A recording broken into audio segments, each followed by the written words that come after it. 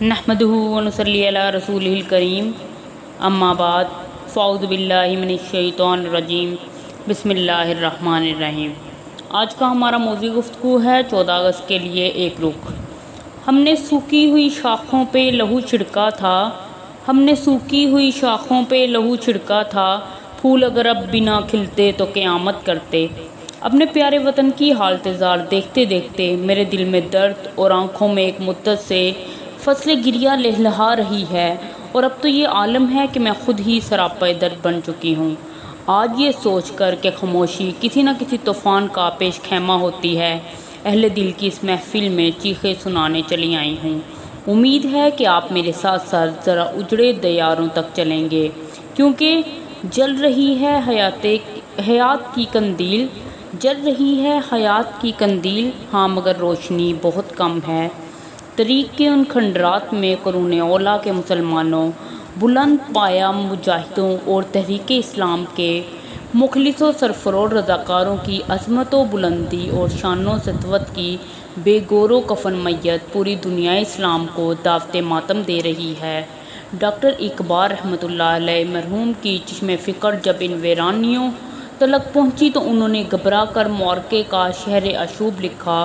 شہر مشرق کے ملفوظات میں مدفون زوال مسلم کے درد و غم کی ہچکیاں اور سسکیاں اگر ہمارے پردہ سماج سے ٹکرا جائیں تو یقیناً ہم موم کی صورت پگھلنے لگیں گے یا گھبرا کر پتھر ہو جائیں گے۔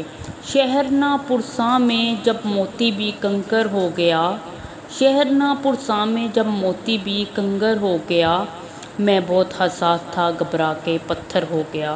اتنے مختصر اور قلیل وقت میں طریق کی تمام کڑیاں کس طرح ملا سکتی ہوں؟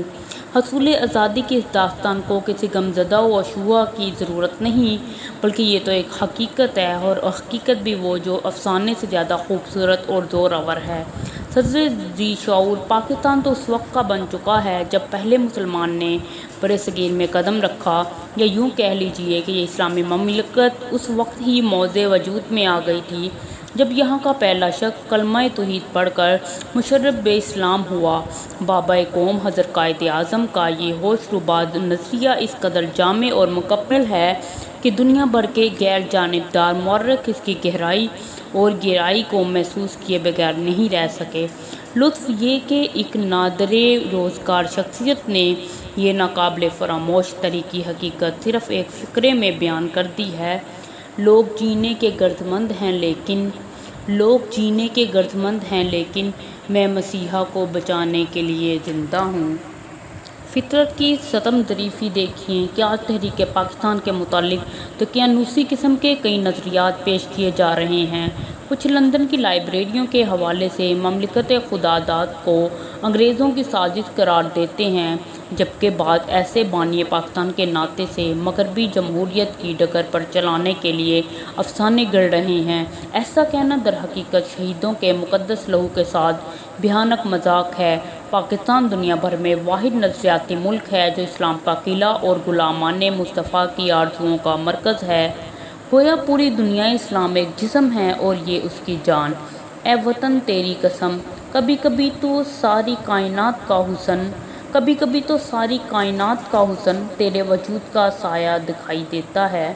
اگر نبضر عمیق تجزیہ کیا جائے تو یہ حقیقت آشکار ہوتی ہے کہ حضرت قائد اعظم رحمۃ اللہ علیہ کو ملی درد کے طفیل جو نور بصیرت عطا ہوا، بڑے بڑے لیڈر اور نامی گرامی سیاستدان اور شہرۂ آفاق خطیب بھی اس سے محروم رہے۔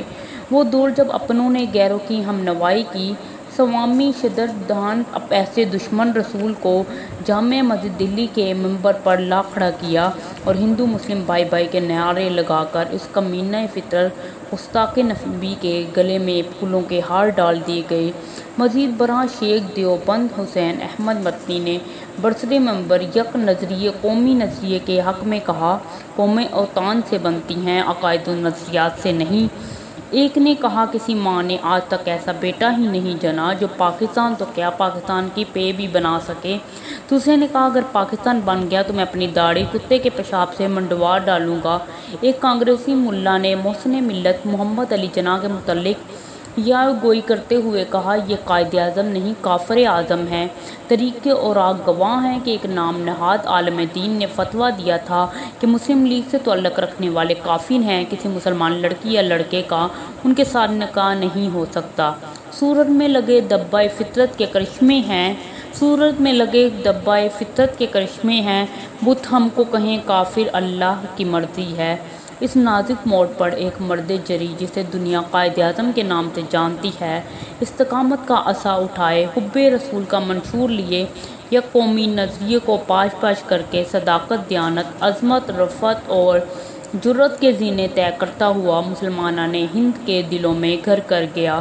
وہ شخص کون تھا؟ کوئی ملا یا پیر نہ تھا، کسی مکتبہ فکر سے تعلق رکھنے والا کوئی عالم یا مقرر نہ تھا۔ دو قومی نظریے کا درس دینے کے لیے جس طرف ان کے قدم اٹھے، لوگوں نے اپنی آنکھوں کو فراش راہ کیا، راستے میں دلوں کی دھڑکنیں بچھا دیں۔ کسی ایسی ہی کیفیت سے دوچار ہو کر شاعر پکار اٹھتا ہے، یہ بے جان چیزیں یہ پھیکی نمائش، یہ بے جان چیزیں یہ پھیکی نمائش، یہ پھول اور کلیاں یہ تارے ہٹا دو، جہاں سے گزرنا ہے اس ماہ روح کو، جہاں سے گزرنا ہے اس ماہ روح کو، وہاں میرے سینے کی دھڑکن بچھا دو۔ یہ تو سب جانتے ہیں کہ عظیم انسان روز روز پیدا نہیں ہوتے، مادہ گیتی انہیں عرصہ ہائے دراز کے بعد کہیں جنم دیتی ہے۔ ایسے انسانوں کے لیے تاریخ کو مدتوں منتظر رہنا پڑتا ہے، جہاں بلب انسانیت کی نگاہیں سال ہر سال دیر و حرم کا طواف کرتی ہیں، تب جا کر کہیں کوئی انسان پیدا ہوتا ہے۔ یہ وہ عظیم انسان ہوتے ہیں جو نہ صرف عظمت و بلندی کی بالائی حدوں کو چھوا کرتے ہیں، بلکہ ان کے نقش قدم کی نسبت سے خود عظمت کا معیار بلند ہو جاتا ہے۔ میرے افکار سے اونچے ہیں کہیں سر کتنے، میرے افکار سے اونچے ہیں یہاں سر کتنے، دار پہ آئے مگر میرے برابر کتنے۔ چند برس قبل پوری دنیا میں یہ خبر گردش کر رہی تھی کہ ایکسیڈنٹ میں ایک تاریخ ساز رہنما کا بازو کٹ گیا ہے۔ کل پھر اخبارات میں یہ خبر نمایاں تھی کہ 14-15 برس گزرنے کے باوجود ابھی تک اس کٹے ہوئے بازو سے تازہ خون رس رہا ہے۔ یہ حیرت انگیز اور دردناک خبر سن کر میں بھی دیکھنے چلا گیا۔ قریب سے ہاتھ کی لکیروں کو دیکھا تو مجھے اپنے پیارے وطن کا نقشہ مت دکھائی دیا۔ میں پریشان ہو گیا، آنکھوں میں آنسو بہہ آئے۔ کھولے سے کسی نے کان میں کہا کہ آج 14 اگست ہے۔ میری چشم تصور نے حضرت قائد اعظم کے مقبرے کا طواف کیا۔ وہاں دیکھا کہ لوہے مزار اور تعویذ کے عین درمیان میں دراڑ سی آ گئی تھی۔ قبر کے اندر جھانکو تو خالق پاکستان کا پورا جسم 2 حصوں میں کٹا ہوا ملا۔ مجھے سقوط ڈھاکہ یاد آیا۔ میں یہ اذیت ناک منظر دیکھ کر گر پڑا کہ سقوط ڈھاکہ سے صرف ہمارا مشرقی بازو ہی نہیں کٹا، بلکہ ہمارے قائد کا وجود بھی 2 ٹکڑوں میں بٹ گیا ہے۔